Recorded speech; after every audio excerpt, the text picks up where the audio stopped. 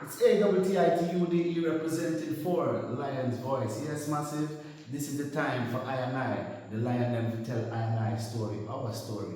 Yes? And we reign and rule like this. Reign and rule, yeah. Selassie, I reign and rule. You can't take the lion vibes, people. If you no fool, cause we know Selassie reign and rule. Reign and rule. Selassie, I reign and rule. Queen Omega drop them in the fire, pull from them, no Queen Omega, she reign and rule. Royal Kushite, ancient essence, Emperor Selassie in a majestical presence, flash of all sevens, projecting through I and I events. We sing a song for the king, we bring joy and blessing and understanding, yeah. We hear Jah every day, reign and rule, yeah. Selassie, I reign and rule. Yes, I lion vibes, Selassie, I reign and rule. Attitude say that. Boondocks, Black Organization of Global Diplomats optimizing expressions to the world. Tiluo, tilie. What do you have to tell the people about Ras Tafari? Light to the world. The king of kings and the conquering line of the tribe of Judah. I left himself. Where's my ruler? Hey yo! Yeah. Hear them high, hear the black king on the 23rd of July. So tell them guy who praise God up in the sky, it's a lie. The Almighty living on your night. From ancient time them a try. Them Romans know them just open them suit and ties. Criminals ain't got no alibi, they stole my people. Then them come without them genocide. Are you talking about slavery? Them couldn't kill. The lion will come conquer Judah tribe. Go through tribulation, and I strive, see sufferation, and I still rise. That's why we tell them in America, live Ras Tafari in every ghetto area. We come to tell them in a Toronto, straight to Italy. So, coming out of university, what was your movements in terms of that journey? Right. So after going through university now and I started reading more and more books now, it's like I decided to. I remember saying to myself by the time I reached 40, I don't want to work for nobody, you know. So my mother actually have a relationship with a Rasta man who used to raise bees, you know. Big up myself, Fire Brown, away there from Great Pond, Ochirio. So when I used to go out and film ends and try them, I used to see me the bees, and from the time, like the first time I go and see him with the bees box and thing, it's like big fascination. I'm like, yo, me just like you know, you just reach out to me. So no, but I ask him if, you know, give me a good training. But Fire Brown is a very busy man. So more time I know me if I go behind him and the man said, Bridget, if you get a veil, the veil is, you know, you put on the thing. So from the time I have this interest of breaking out into some kind of entrepreneurship, but I didn't know what to do. I was like, boy, you know, but of course, I started working in the music industry. I was a backstage manager, production manager. I was even a stage manager at one point for Rebel Salute back in the days. I did 7 years with Rebel Salute, right? But you know, trying to find my own niche. So I remember going to Jampro. Jampro had this big seminar for, you know, entrepreneurs and things. I remember going there and they talking to everybody and they said everybody must get up and say something about themselves, but nobody would know. So I get up and say, you know, I always want to be a beekeeper. I'm like, okay. After the seminar for him, a lady come to me and say, "Oh, serious are you about this beekeeping thing?" I'm saying, "Yeah, I'll give that a try." She said, "All right, tell you what, next week," like she said, next week, come to Wolaba and she give me address and meet me there. I'm going to see how serious he is. I'm go the next week and she had about 40 bucks of bees. Help her through. Of course, me get stings and but everything me get is like, hey man, go harder, man. Be brave, man. Deal with it, man, you know? So we keep going through and so you had the veil when you went to help her. She yeah, man. Actually, what I had a face veil. I never had a full veil. I just want to put it by your face. Okay, so them a bite the same way.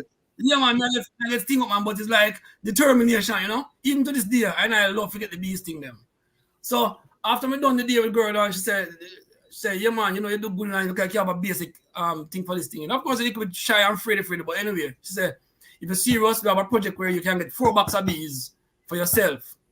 And lo and behold, a couple months after that, they dropped 4 boxes of bees. The very same space I met my Sacramental space, which is Coffee Grove, where Starscape is in Poros. And I got my 4 boxes of bees. And I started off with that, grew from 4 to 15, 20, 25. And at one point, I was at 60 boxes of bees. Now I'm down to about 50 something.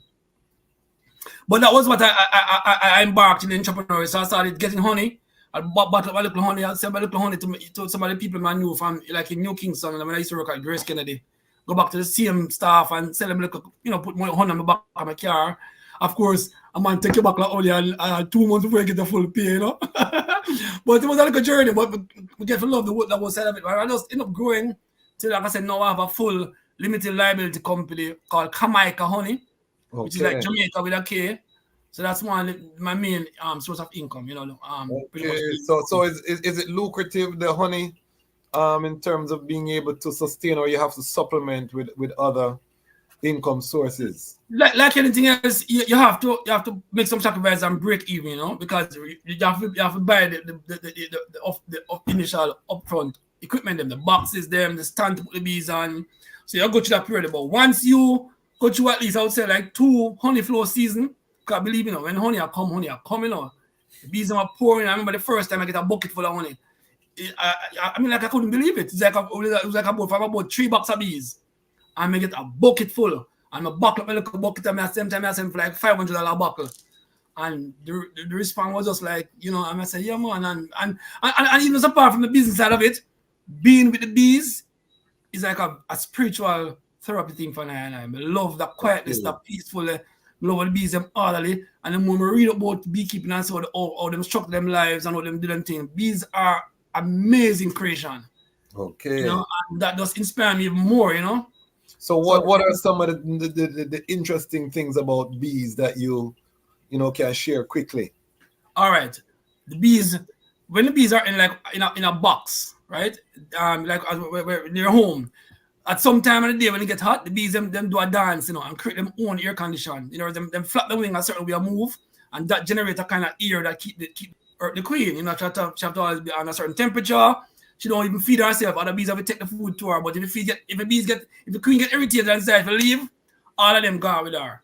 The other fascinating thing is that the queen bee procreate one time. She fly off in the air one early morning, and about 15-20 male bees, them call them drones, go after her. So she's big enough, so she's strong, so she's going. So anyone them catch her now, and then she the mate in the ear. So if 10 bees catch her, the mate and when the mate, them thing broke off, and then she just extract all that sperm in one sack in her body. So let's say she get enough sack like from 15 bees, then she come back down, and for the rest of her life, that queen bee carry that sperm. She lay up to 1,000 eggs a day. So the eggs that she lay and the sperm combine to get the new larva, which is where you have new bees creating. Wow, very amazing thing, Yeah, man. Creation is mystic, very mystic. Yes, I. So why Haile Selassie? In terms of in your early journey in college, because that's the part that a lot of Pan-Africanists, everyone kind of stuck on. Yeah. Why this little Ethiopian king get all of this praise and reverence? How do I cite that part there? Yeah, that's a very interesting question. Remember, I said to you that I went to a Catholic primary school, run by the nuns, the sisters, and the other church, and the father, and them force you. They literally force you to go attend when they call mass, and them force you have to say, recite prayers a morning time, recite things, and it's just a very rigid system, And from the time my spirit was like, I don't like to follow. I like to find my own thing, Anyway, a lot of part of life, again, my aunt was very influential in our lives in terms of finance and certain things, but she was a strict Pentecostalist woman. And I remember she used to carry me to church and, kind of like, it's almost like a force issue, like from the altar call and go up. And even time it just felt abnormal to her, I mean, I said, no, man, there must be more to it than this. So, like I said, the whole Nabingi thing was also a big influence. Because I love drums. I love the drums. Even from me, I go, the revival church in my grandmother used to watch the revival and I play drum until me never stop until them give me a little thing on me, So I like learn to play the revival and the kumila drum. But I start my binging on my mother now and thing, and them tell me I go binging as a youth. I like say, I just go play the drum, So you have to sit down there watch the man do the thing, and eventually you might get a little wanted. But right now I have 13 drums, I have orchestra of drums, bass, kete, funde, but I love the drumming. So that was one part. So I said the teachings, the readings, the drumming, and then it's like you start make a try now, you start realizing, boy, like I said, coming from the corporate world, decide that I want to change into the corporate world because I can't work in too much of a rigid system. I realize, like I said, taking on the beekeeping thing now, I'm just working more closer with nature. I give me more time for kind of look into myself, you know? Yeah.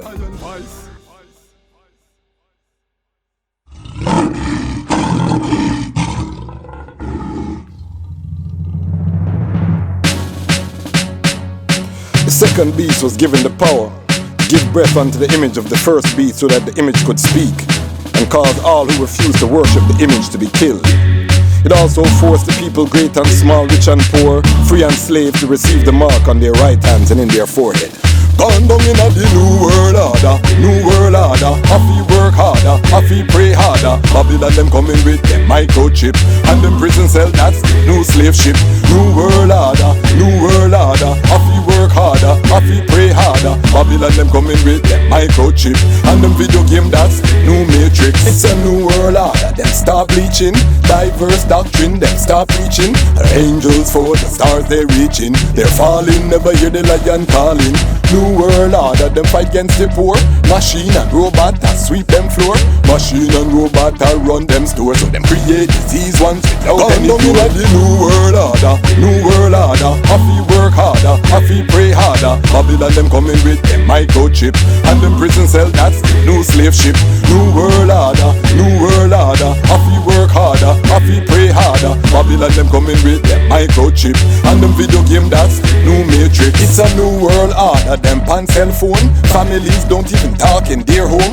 Village farmers get murdered by drones. Village mistress get murdered by stones. New world, so you better call Tyrone. Tell him prepare, use the whole earth a war zone. New world, Satan lost for the throne, so we must exit us and leave him alone.